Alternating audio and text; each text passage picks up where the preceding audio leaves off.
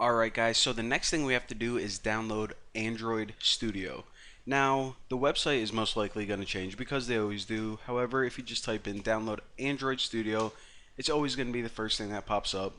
So click this, and of course, this is the program that allows you to write Android applications. Now, the cool thing about this is that unlike the old program that you used to use, this was made just for writing Android apps and it has everything you need built in. So this is the program where we actually write the code, and this is the program where all these little emulators, which are pretty much like virtual phones that you can test on, those are built into the entire like layout designer, and I'll teach you guys how to use that later on. But it's basically a graphical way to lay out your Android apps that's built in as well. It's incredibly awesome, incredibly cool. So let's go ahead and get started. So of course, click that, agree to whatever. Let me read this real quick. Oh, pretty cool. All right, download this. And it's actually probably going to take a little bit to download because it's almost a gigabyte. It might be a gigabyte by the time you download it. But anyways, I'll come back to you guys when this is done. Alright, so it took a while, but I finally have it download this executable file right here. And I want to mention this real quick before I move on. If anyone was lazy and decided to skip my last tutorial, what we did is we set up the JDK to be compatible with Android Studio. So if you did do that and skip everything, then follow this direction right here. But for those of you guys who stuck with me, then you guys are good to go because we already did that step. So anyways, actually I'm going to close out of that. We don't need this browser anymore.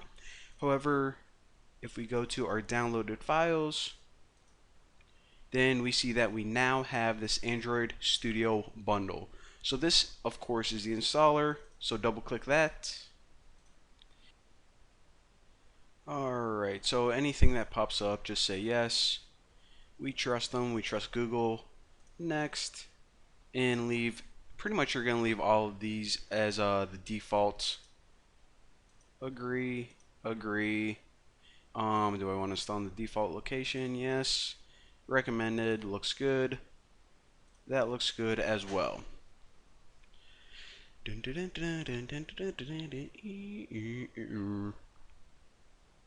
Alright, so it says it is complete. Installation complete. Setup was completed successfully. Sweet. Go ahead and click next.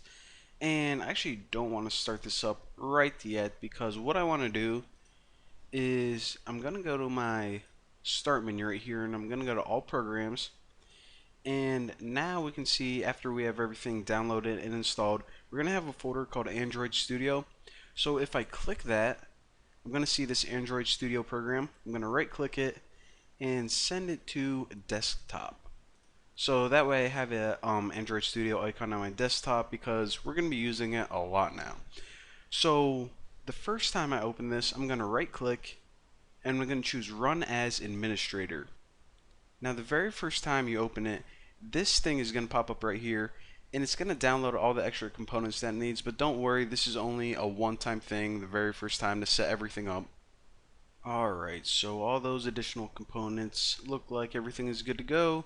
So click Finish. Alright, so this is the welcome screen to Android Studio. From here, what we can do is we can actually start a brand new project. However, before we get started, there is one last thing that we need to do. And this isn't absolutely necessary, but it's going to save you guys a ton of headaches in the future. If you go down to Configure right here, you're going to see something called SDK Manager. And if this is grayed out or you can't select it for some reason, make sure that you close out of this and right click and Run as Administrator, and then it's going to be available.